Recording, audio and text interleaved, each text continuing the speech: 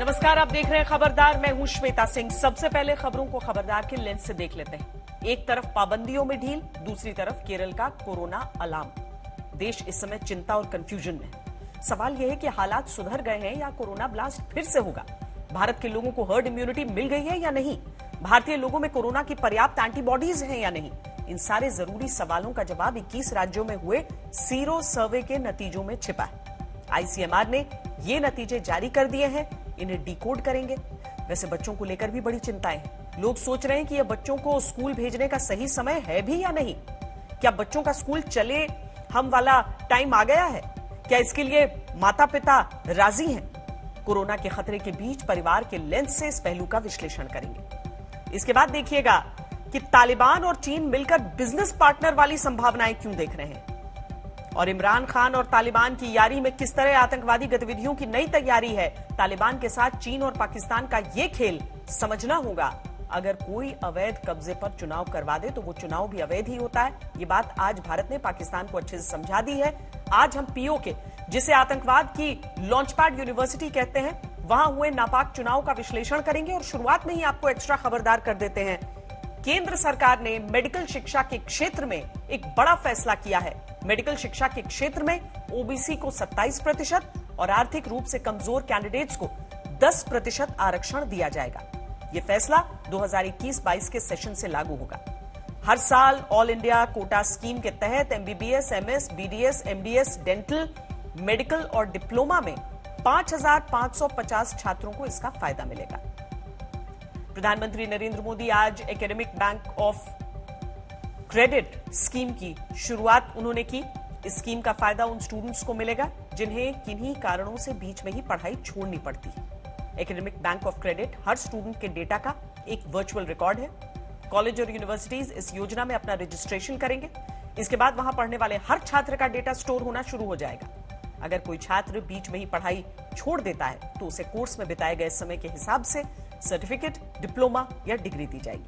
1 साल पर सर्टिफिकेट, 2 साल पर एडवांस डिप्लोमा, 3 साल पर ग्रेजुएट डिग्री, 4 साल के बाद रिसर्च के साथ ग्रेजुएशन की डिग्री। साथ ही छूटी हुई पढ़ाई को दोबारा शुरू करने का ऑप्शन भी मिलेगा। लेकिन शुरुआत हम कोरोना से कर रहे हैं, क्योंकि सवाल यह है कि क्या कोरोना के खिलाफ भारत में हर्ड इम्यूनिटी विकसित हो चुकी है। कहा जाता है कि अगर किसी देश की 60 से 70% आबादी को कोरोना हो जाए तो वो देश हर्ड इम्यूनिटी हासिल कर लेगा। कितनी आबादी को कोरोना हो चुका है यह पता करने का एक तरीका है सीरो सर्वे। और ताजा सीरो सर्वे बताता है कि भारत की 1/3 आबादी में कोरोना वायरस के खिलाफ एंटीबॉडी मौजूद है। Indian council of medical research यानी आईसीएमआर ने चौथे सीरो सर्वे के नतीजे जारी किए हैं। देश के 21 राज्यों के 70 जिलों में करीब 29,000 लोगों का सीरो सर्वे करवाया गया। इस बार सीरो सर्वे में 6 से 17 साल के बच्चों को भी शामिल किया गया। यह चौथा सीरो सर्वे था जो 14 जून से 16 जुलाई के बीच हुआ। इसमें 67.6% लोगों में कोरोना के खिलाफ एंटीबॉडीज मिली। देश की करीब 1/3 आबादी में एंटीबॉडी मिलने का मतलब यह है कि या तो इतने लोगों को कोरोना संक्रमण होकर ठीक हो चुका है या फिर एंटीबॉडी कोरोना वैक्सीन की वजह से बनी। सर्वे के अनुसार मध्य प्रदेश में सबसे ज्यादा 79% यानी करीब 7 करोड़ आबादी में एंटीबॉडी पाई गई। राजस्थान, गुजरात, छत्तीसगढ़, बिहार, उत्तर प्रदेश और आंध्र में 70% से ज्यादा आबादी में एंटीबॉडी विकसित हो चुकी है। महाराष्ट्र में 58%, असम में 50.3% आबादी में एंटीबॉडी पाई गई। केरल में सबसे कम 44.4% आबादी में एंटीबॉडी पाई गई। इस समय भारत में सामने आ रहे कोरोना के कुल मामलों में अकेले केरल से ही आधे मामले आ रहे हैं, लेकिन इसके बारे में हम आगे बात करेंगे। पहले सीरो सर्वे के विश्लेषण पर ही फोकस रखते हैं। तो सीरो सर्वे में यह भी पाया गया कि 6 से 9 साल के बच्चों में 57.2% में एंटीबॉडीज मिली, यानी वो कोरोना से संक्रमित हो चुके थे। 10 से 17 साल के बच्चों में 61.6%, 18 से 44 साल की आबादी में 66.7% में एंटीबॉडी पाई गई। इसके अलावा 45 से 60 साल में 77.6% और 60 साल से ज्यादा उम्र के 76.7% लोगों में एंटीबॉडी मिली। पहले कहा जाता था कि अगर बड़ी आबादी संक्रमित हो जाए या वैक्सीन से एंटीबॉडी बन जाए तो हर्ड इम्यूनिटी हासिल हो जाएगी। अब देश में करीब 70% आबादी के शरीर में कोरोना से लड़ने वाली एंटीबॉडी मौजूद है, लेकिन फिर भी देश में हर्ड इम्यूनिटी की गारंटी नहीं है। बल्कि तीसरी लहर का खतरा है। तो ऐसा क्यों है, इसी सवाल का मेडिकल टेस्ट हमने किया है।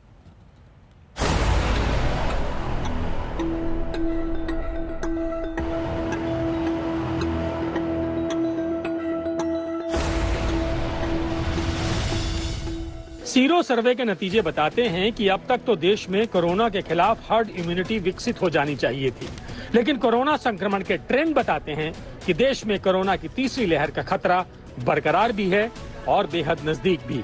तो आखिर ये माजरा क्या है?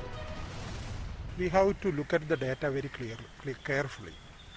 The very strongest data that we have is ICMR seroprevalence study. It has come out last week, and it is showing that 65% of Indian population has got some kind of immunological markers of COVID infection in their blood. But in Kerala, it is only 42%, and Kerala's 3 districts are the last in the list of the ICMR seroprevalence survey in terms of the seroprevalence. What does that mean? How can the blood of a person can have immunological markers of COVID-19? One thing is because of vaccination, and second one is because of natural infection. Antibody और hard immunity दोनों का एक दूसरे से गहरा नाता है। जितनी ज्यादा आबादी में एंटीबॉडीज, उतनी ज्यादा हार्ड इम्यूनिटी के चांस। आसान शब्दों में कहें तो सीरो सर्वे में एंटीबॉडीज के आधार पर पता लगाया जाता है कि कितनी प्रतिशत आबादी को कोरोना हो चुका है, और विशेषज्ञ दावा करते रहे हैं कि जब 60 से 70% आबादी में एंटीबॉडीज हो जाएंगी तो हार्ड इम्यूनिटी बन जाएगी। और अब जब देश की 67% आबादी में एंटीबॉडी होने का पता सीरो सर्वे में चला है, तब भी हार्ड इम्यूनिटी का अता पता गायब है। वैज्ञानिक इसकी 3 मुख्य वजह बताते हैं। पहली वजह है कोरोना वायरस में लगातार म्यूटेशन। इस वक्त दुनिया में कोरोना संक्रमण के लिए सबसे ज्यादा डेल्टा वेरिएंट जिम्मेदार है, जो वैक्सीन के प्रभाव को 10% तक कम कर देता है। स्टडी बताती है कि डेल्टा वेरिएंट के खिलाफ हार्ड इम्यूनिटी हासिल करने के लिए 70 के बजाय 85% आबादी को वैक्सीन लगानी पड़ेगी। दूसरी वजह है बच्चों के वैक्सीनेशन में देरी। भारत समेत दुनिया के कई देशों में बच्चों के वैक्सीनेशन की शुरुआत नहीं हुई है, इसलिए 18 साल से कम उम्र की आबादी को कोरोना संक्रमण का खतरा बना हुआ है। विशेषज्ञों के मुताबिक बच्चों के मास वैक्सीनेशन के बिना हार्ड इम्यूनिटी हासिल करना बेहद मुश्किल है। और तीसरी वजह है वैक्सीन के बाद बनी एंटीबॉडी का कमजोर पड़ना। दुनिया भर में जितनी भी वैक्सीन इस वक्त लगाई जा रही हैं, उनसे बनी एंटीबॉडी की क्षमता एक समय के बाद कमजोर पड़ जाएगी। जानकारों का मानना है कि ऐसे में बार बार बूस्टर डोज की जरूरत पड़ेगी। मतलब साफ है, भले ही देश की 67% आबादी में एंटीबॉडी बन गई हैं, लेकिन ये एंटीबॉडी वक्त के साथ कमजोर पड़ेंगी। ऐसे में तेजी से म्यूटेट होते कोरोना वायरस की वजह से हार्ड इम्यूनिटी का अनुमान लगाना बेहद मुश्किल है। 2 तरीके की हर्ड इम्यूनिटी होती है। एक नेचुरल हर्ड इम्यूनिटी होती है जो इन्फेक्शन से होती है, और एक आर्टिफिशियल होती है जो वैक्सीन से होती है। जो वैक्सीन आर्टिफिशियल हर्ड इम्यूनिटी बनती है वो बेटर होती है, जिससे क्योंकि वो फास्टर होती है।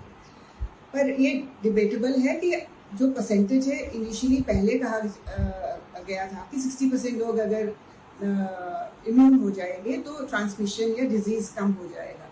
पर क्योंकि ये वायरस बहुत अलग तरीके से बिहेव कर रहा है, ये म्यूटेट भी हो रहा है, कितने म्यूटेशंस हो चुके हैं, सो अब ये कहना मुश्किल है और ये टॉपिक डिबेटेबल है और इमैच्योर है अभी कहना कि इतनी परसेंटेज ऑफ इम्यूनिटी से या हर्ड इम्यूनिटी से इन्फेक्शन रोका जा सकता है। सीरो सर्वे भले उम्मीद जताते हों, लेकिन देश अब भी ज्यादा ही फ्री होने की स्थिति में नहीं है। ये नहीं भूलना चाहिए कि 1/3 यानी करीब 40 करोड़ लोग अब भी कोरोना के खतरे में हैं। अब भी रोजाना 40,000 से ज्यादा केस सामने आ रहे हैं। विशेषज्ञ कह चुके हैं कि हार्ड इम्यूनिटी आए ना आए, तीसरी लहर कभी भी आ सकती है। More importantly, 1/3 of the population did not have any antibodies. That is still approximately 40 crore population of this country is still vulnerable. States and districts and areas without antibodies run the risk of infection waves. There is a ray of hope and there is no room of complacency. तो भले ही देश के 67% लोगों में antibody मिल चुकी हो, लेकिन ये नहीं समझना चाहिए कि कोरोना से छुट्टी मिल गई है।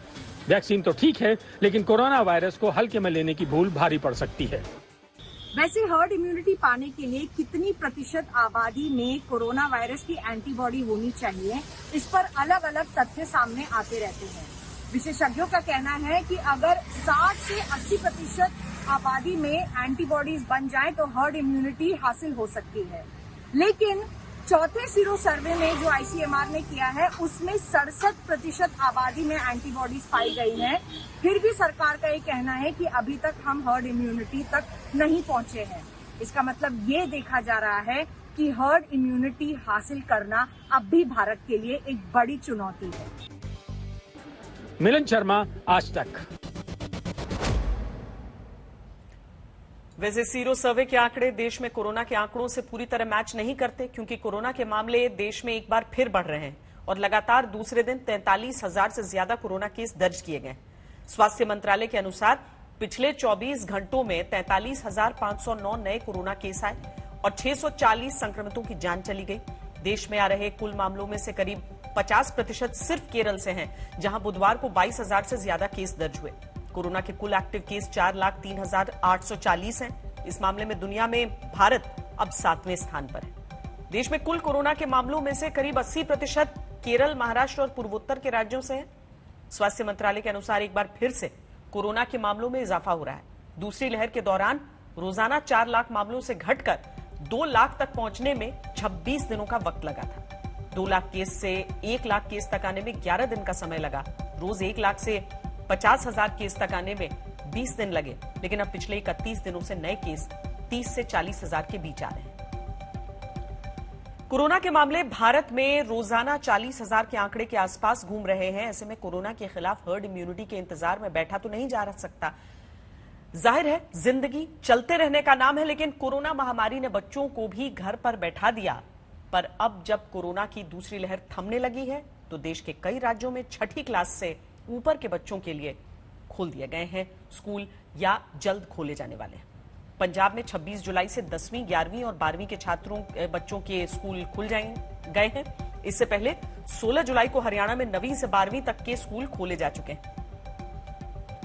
15 जुलाई को 12वीं के छात्रों की पढ़ाई स्कूल में शुरू हो चुकी है। महाराष्ट्र में भी 15 जुलाई से 8वीं से 12वीं तक के बच्चों के लिए स्कूल खुल गए हैं।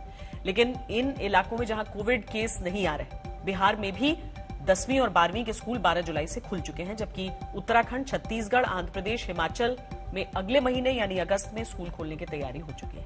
बाकी राज्यों में अभी स्कूल खोलने को लेकर कोई अंतिम फैसला नहीं हुआ है। अलग अलग राज्य सरकारों ने स्कूलों को खोलने का जो फैसला किया है वो मजबूरी में लिया गया फैसला है, क्योंकि अभी भी ज्यादातर अभिभावक बच्चों को स्कूल भेजने के हक में नहीं है। Children can handle viral infections much better than adults. It will be wise to open primary schools first, and that should be done before the schools for secondary schools. And also we have to ensure that all the support staff, whether it be the school bus drivers or the teachers or the staff in the schools, they need to be vaccinated.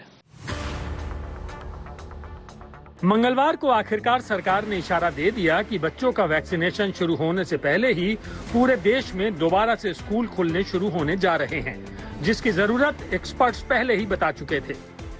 Her state के अपने अपने rules हो। State के अंदर भी district to district ये very कर सकता है। किसी जगह जैसे केरल में बहुत ज्यादा केसेस हो रहे हैं, वहां अभी ना करें, लेकिन जैसे गुड़गांव में 10 से भी ज्यादा केस नहीं हो रहे, ये टाइम है। इससे अच्छा टाइम नहीं आने वाला।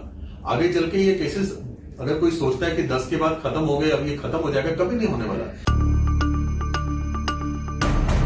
कोरोना की तीसरी लहर आएगी या नहीं आएगी तो कब आएगी, इन सब आशंकाओं के बीच फिलहाल देश में कोरोना केस घट रहे हैं और कई राज्यों ने स्कूल खोले हैं। मध्य प्रदेश में 26 जुलाई को जब 10वीं और 12वीं के स्कूल खुले तो नजारा कुछ ऐसा था। फिलहाल हफ्ते में सिर्फ 2 दिन ही कक्षाएं खोली जाएंगी। स्कूल में प्रार्थना सभा और स्विमिंग पूल समेत सभी तरह की सामूहिक गतिविधियों पर प्रतिबंध रहेगा और वही टीचर स्कूल आएंगे जिनका वैक्सीनेशन पूरा हो चुका है। कोरोना की दूसरी लहर कमजोर पड़ने के साथ ही आखिरकार सूनी पड़ी कक्षाएं जो हैं वो एक बार फिर से छात्रों से गुलजार हो गई हैं। हालांकि इस बार ध्यान ये रखा गया है कि सोशल डिस्टेंसिंग बनी रही। एक क्लास में 50% से ज्यादा छात्र ना पहुंचे। हम भोपाल के मॉडल स्कूल में हैं। यहां अगर आप देखें तो सबसे पहले गेट पर ही छात्रों का टेम्परेचर चेक किया गया था, उनके हाथ सैनिटाइज करवाए गए थे, उन्हें ताकीद किया गया था कि उन्हें स्कूल में अब नए नियमों के साथ कैसे रहना है, कैसे पढ़ाई करनी है। और अब ये आप देखिए क्लासरूम जो है जो छात्रों से खचाखच भरा रहता था, लेकिन फिलहाल कोरोना प्रोटोकॉल के चलते एक बेंच पर एक छात्र और सोशल डिस्टेंसिंग के साथ इनकी पढ़ाई आज से शुरू हो गई है। स्कूल खोलने चाहिए या नहीं, इसको लेकर अलग अलग राय है और तर्क हैं, लेकिन एक्सपर्ट का मानना है कि जिन जिलों में कोरोना पॉजिटिविटी रेट 5% से कम है, वहां स्कूल खोले जाने चाहिए। स्कूलों में छात्रों की उपस्थिति 50% से ज्यादा नहीं होनी चाहिए। स्कूल में वही टीचर पढ़ाएं जिनको वैक्सीन की दोनों डोज लग चुकी हों। यानी एक्सपर्ट्स भी स्कूलों को दोबारा खोले जाने के पक्ष में हैं। तो हमारे देश में स्कूल में रश क्राउड ज्यादा रहता है, तो हम ग्रेडेड मैनर में, जैसे आधा स्कूल एक दिन खोला, दूसरा आधा स्कूल दूसरे दिन खोला, जिससे भीड़ कम हो और लोग दूर दूर बैठ सकें, उस टाइप का एक स्ट्रैटेजी बना सकते हैं। लेकिन स्कूल हमें आस्ता आस्ता खोलने चाहिए, क्योंकि कई बच्चे जो हैं वो इंटरनेट सेवी नहीं है, इंटरनेट का उनके पास अवेलेबिलिटी नहीं है या कंप्यूटर नहीं है, तो वो एक्चुअली स्कूलिंग उनकी बिल्कुल ही रुक गई है। तो वो जो मार्जिनलाइज्ड चिल्ड्रन है, उनका भी हमें ध्यान रखना चाहिए, और इसलिए फिजिकल स्कूल जो है वो बहुत जरूरी है। एक्सपर्ट स्कूलों को खोलने की वकालत कर रहे हैं, लेकिन सवाल यह है कि क्या अभिभावक अपने बच्चों को स्कूल भेजने का मन बना चुके हैं? ऑनलाइन प्लेटफॉर्म लोकल सर्कल ने यह सवाल देश के 32,000 से ज्यादा अभिभावकों से किया, जिनमें से 48% अभिभावकों ने कहा कि वो अपने बच्चों को तब तक स्कूल नहीं भेजना चाहते जब तक उन्हें कोरोना वैक्सीन नहीं लग जाती। सर्वे में हिस्सा लेने वाले 32% अभिभावकों ने कहा कि अगर उनके जिलों में कोरोना संक्रमण के मामले घटकर शून्य हो जाते हैं, तब ही वो अपने बच्चों को स्कूल भेजेंगे। सर्वे में शामिल 21% अभिभावकों ने कहा जब कभी स्कूल खुलेंगे वो बच्चों को स्कूल भेजने के लिए तैयार हैं। जाहिर है हर अभिभावक की अपनी चिंताएं हैं। उन्हें अपने बच्चों को कोरोना से भी बचाना है और अपने बच्चों के भविष्य का भी ख्याल रखना है। आप क्या करेंगे, भेजेंगे या अभी? Definitely not. 1 महीना तो देखूंगी कम से कम, और जब तक अभी वैक्सीनेशंस पूरे नहीं होते, 100% वैक्सीनेशंस नहीं होते, तब तक मुझे जहां तक लगता है इट्स नॉट सेफ। देखिए, ये ऑनलाइन क्लासेस का जो फिलहाल जो चल रहा है सिस्टम, हमें लगता है वो ही चलते रहना चाहिए। हम ये भी मानते हैं कि बहुत सारे बच्चों को ऑनलाइन क्लासेस की सुविधाएं उपलब्ध नहीं हो पा रही है, तो वो सुविधा करवाना वो सरकारों की जिम्मेदारी है, चाहे केंद्र सरकार हो चाहे राज्य सरकार हो। बट अपनी जिम्मेदारी से मुंह मोड़ते हुए अगर आप ये बोल देते हैं कि स्कूलों को खोल दिया जाए, ये जानते हुए कि थर्ड वे में ये माना जा रहा है कि पहली बात कि बच्चों के ऊपर ज्यादा इफेक्ट पड़। स्कूलों को खोले जाने और नहीं खोले जाने के असमंजस के बीच आधे से ज्यादा राज्यों ने अभी तक इस पर कोई फैसला नहीं किया है, जिनमें दिल्ली भी शामिल है। दिल्ली सरकार ने इसको लेकर टीचर्स, पेरेंट्स और स्टूडेंट्स की राय मांगी है। इससे पहले कि सरकार कोई डिसीजन ले, मैं दिल्ली के स्कूलों और कॉलेजेस में पढ़ने वाले बच्चों से, उनके पेरेंट्स से, उनके टीचर्स से, उनके प्रिंसिपल्स से ये बात पूछना चाहता हूं कि अब हमें क्या स्कूल और कॉलेज खोल देने चाहिए? अगर खोल देने चाहिए तो कैसे, किस तरह से खोलने चाहिए? आपके सुझाव क्या हैं?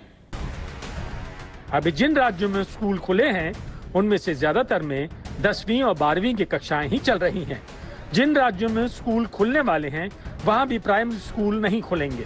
जाहिर है स्कूलों को खोलना मजबूरी है, लेकिन जब तक बच्चों के लिए वैक्सीन नहीं आ जाती तब तक स्कूलों में पढ़ाई का नॉर्मल माहौल तैयार होना मुमकिन नहीं लगता। मिलन शर्मा, आज तक। तालिबान को आप क्या मानते हैं? एक कट्टरपंथी आतंकवादी संगठन, यही ना?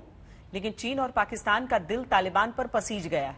कल चीन के विदेश मंत्री वांग यी ने तालिबान के प्रतिनिधि से मुलाकात की थी।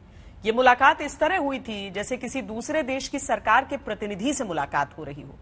उधर पाकिस्तान के प्रधानमंत्री इमरान खान ने एक इंटरव्यू में तालिबान को आतंकी संगठन मानने से इनकार कर दिया। चीन, पाकिस्तान और तालिबान की नजदीकियां एक ऐसे कूटनीतिक स्वार्थ को जन्म दे रही हैं जिसने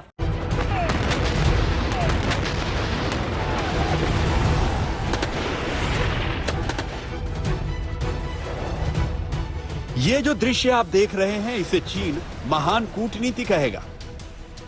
तस्वीरों में दिख रहे एक व्यक्ति को दुनिया भली भांति जानती है। ठीक पहचान, आप हैं चीन के विदेश मंत्री वांग यी।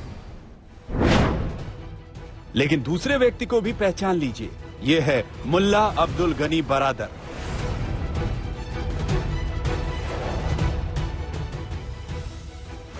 कौन है ये भी जानिए। ये तालिबान का पॉलिटिकल चीफ है।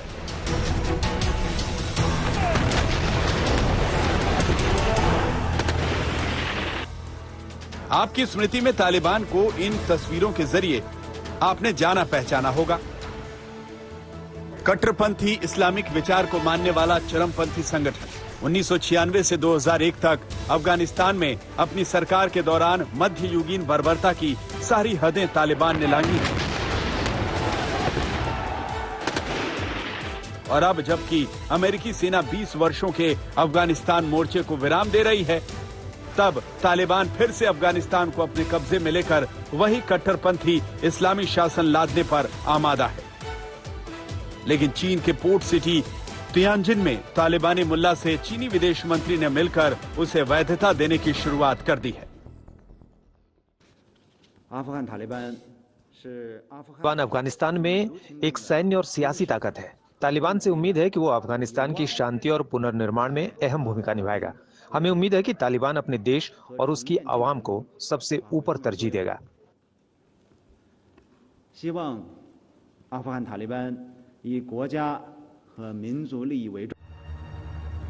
तालिबान के लिए चीन की चिकनी चुपड़ी बातें दुनिया को हजम नहीं हो सकती। चीन के इस कूटनीतिक स्वार्थ के पन्ने खोलें, उससे पहले तालिबान के कारनामे का ताजा एपिसोड देख लें। वीडियो में प्रताड़ना झेलता दिख रहा ये व्यक्ति अफगानिस्तान का मशहूर कॉमेडियन नजर मोहम्मद उर्फ खासा जवान है। नजर मोहम्मद को अगवा करने के बाद तालिबानियों ने उसे गोलियों से छलनी कर उसकी जान ले ली। तालिबान ये तो मानता है कि नजर मोहम्मद की हत्या नहीं की जानी चाहिए थी, लेकिन उसे पकड़कर तालिबान कोर्ट के सामने पेश किया जाना चाहिए था। नजर मोहम्मद की हत्या ने तालिबानी शासन में बदले की कार्रवाई के तहत नागरिकों की हत्याओं की आशंका को जिंदा कर दिया है। आज तक संवाददाता अशरफ वानी ने भी हाल ही में कंधार में एक ऐसे शरणार्थी कैंप का दौरा किया जहां तालिबान के डर से भागे 11,000 शरणार्थी परिवार रहते हैं। हम जंग की वजह से अपने घरों में 3 दिन तक भूखे रहे और हमारे पास कुछ खाना नहीं था। मेरे बच्चे भूख से मर रहे थे, इसलिए मैंने अपना घर छोड़ दिया। जंग में मेरे 3 बच्चे शहीद हो गए। वहाँ बड़ी तादाद में तालिबानी हैं और मैं अपने बच्चों की कब्रों पर नहीं जा सकती। तालिबान राज के रिटर्न में 2021 में अब तक तकरीबन 3 लाख लोग अफगानिस्तान से विस्थापित हुए हैं। इसी साल की शुरुआत में रिकॉर्ड तादाद में नागरिकों की जान भी गई। यूएन के मुताबिक 2021 में 1600 से ज्यादा नागरिकों की मौत हुई है। भारत दौरे पर आए अमेरिकी विदेश मंत्री एंटनी ब्लिंकन ने तालिबान की इस बर्बरता पर चिंता जताई है। हाँ, निश्चित रूप से हम पिछले हफ्ते जमीन पर देख रहे थे कि तालिबान जिला केंद्रों पर आगे बढ़ रहा है, कुछ प्रांतीय राजधानियों को चुनौती दे रहा है। हमने उन क्षेत्रों में तालिबान द्वारा किए गए अत्याचारों की उन रिपोर्टों को भी देखा है जिन पर उसने कब्जा कर लिया है, जो गहरे परेशान करने वाले हैं। speak well to the Taliban's intentions.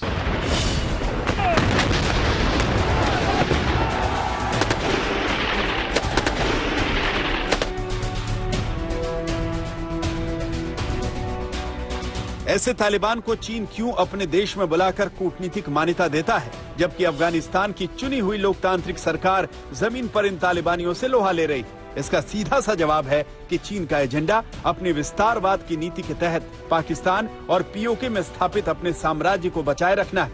उसके लिए तालिबान से समझौता कर लेना है। चीन और पाकिस्तान दोनों ही जबरदस्त कोशिश कर रहे हैं तालिबान को लेजिटिमेसी देने की। ये बहुत बड़ा खतरा है हिंदुस्तान के लिए, ईरान के लिए, रशिया के लिए, सेंट्रल एशियन रिपब्लिक्स के लिए, और इस तमाम एरिया में स्टेबिलिटी और वायलेंस, इंस्टेबिलिटी और वायलेंस और बढ़ सकता है। अभी 14 जुलाई को ही पाकिस्तान में एक बस में हुए विस्फोट में 9 चीनी नागरिक मारे गए थे और इसके पीछे पाकिस्तानी तालिबान पर उंगलियां उठ रही हैं। ऐसे में चीन के द्वारा तालिबान को वैधता देने का माहौल बनाने की कोशिशें किस तरह हो रही हैं, उसे चीन के दोस्त पाकिस्तान के प्रधानमंत्री इमरान खान की बातों में साफ देखा जा सकता है। अफगान संकट के लिए इमरान ने अमेरिका को दोषी ठहराया है और लगे हाथ उन्होंने तालिबान को कवर शील्ड भी दे दिया है। The US has really messed it up in Afghanistan. Taliban are not some military outfit. They are normal civilians. And if there are some civilians in these camps, how is Pakistan supposed to hunt these people down? चीन और पाकिस्तान की जोड़ी तालिबान के लिए batting में जुट गई।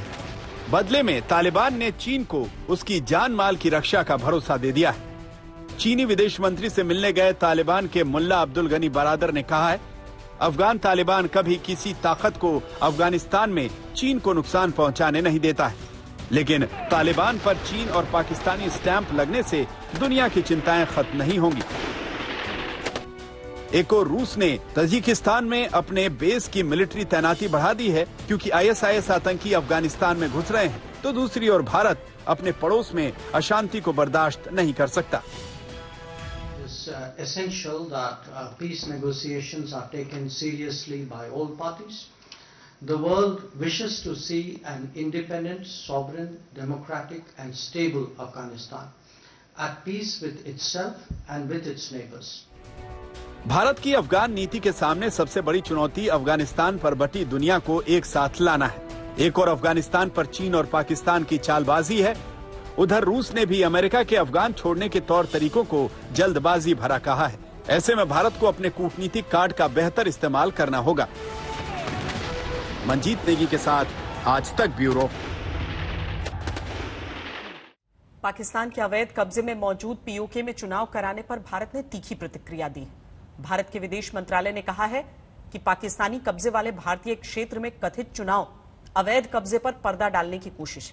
25 जुलाई को POK में हुए इस अवैध चुनाव में इमरान खान की पार्टी ने सबसे ज्यादा सीटें जीती, लेकिन भारत ने साफ कहा है कि पाकिस्तान को वहां चुनाव कराने का कोई अधिकार नहीं। भारत ने आईना दिखाया है कि चुनाव कराने से मानवाधिकार उल्लंघन के कारनामे छुपेंगे नहीं। India has lodged a strong protest with the Pakistani authorities on this cosmetic exercise, which has been protested and rejected by the local people. Such an exercise can neither hide the illegal occupation by Pakistan, nor the grave human rights violations, exploitation, and denial of freedom to the people in these occupied territories. Pakistan has no locus standi on these Indian territories. POK में अवैध चुनाव कराकर पाकिस्तान ने दुनिया की आंखों में धूल झोंकने की कोशिश भले की हो, लेकिन चुनाव के बाद से वहां बने माहौल सारी सच्चाई दिखाते हैं। POK से 2 दिनों पहले विरोध प्रदर्शन और हिंसा की ये तस्वीरें सामने आई। नीलम वैली के शारदा में पाकिस्तानी सेना के फ्रंटियर कोर की फायरिंग में 2 नागरिकों की मौत को लेकर विरोध भड़का था। POK में एक तो चुनाव ही अवैध और उस पर चुनाव में बड़े पैमाने पर धांधली हुई। इसी के चलते POK में माहौल बिगड़ा हुआ है। आरोप लग रहे हैं कि धांधली से इमरान खान की पार्टी PTI ने 25 सीटें जीत ली, जबकि 2016 में कठपुतली सरकार चला रही PMLN पार्टी को 11 सीटें ही मिली। POK को पाकिस्तान ने नर्क बनाकर रखा है। उसने भारत के खिलाफ आतंकी गतिविधियों को अंजाम देने के लिए POK में भारी निवेश किए और इसीलिए वहां चुनाव कराने जैसी नौटंकी करता है। POK महाराजा हरि सिंह की जम्मू कश्मीर रियासत का हिस्सा था, इसीलिए पाकिस्तान का हिस्सा नहीं हो सकता। 1947 में पाकिस्तानी सेना समर्थित कबायलियों ने कश्मीर पर हमला किया। 1949 में भारत पाक युद्ध विराम लागू हुआ और मौजूदा POK के हिस्से पर दरअसल जिस समय संधि विराम जो युद्ध विराम हुआ, युद्ध विराम की संधि हुई, उस समय पाकिस्तानी सेना जहां तक रुकी हुई थी, यूनाइटेड नेशंस के अनुसार उसी जगह पर यथास्थिति बनाए रखने के लिए कहा गया। लेकिन आगे अगर कोई भी प्रक्रिया में बदलाव होना था, उसके लिए सबसे पहले पाकिस्तानी सेना को अपनी जगह से पीछे हटना था। पाकिस्तान ने पहली शर्त को अभी तक माना नहीं है। पाकिस्तान नियमित चुनाव करवाकर POK में सरकारें बनवाता है, लेकिन पाकिस्तानी पीएम की अध्यक्षता वाली 14 सदस्यों की काउंसिल पीओके में शासन के फैसले करती।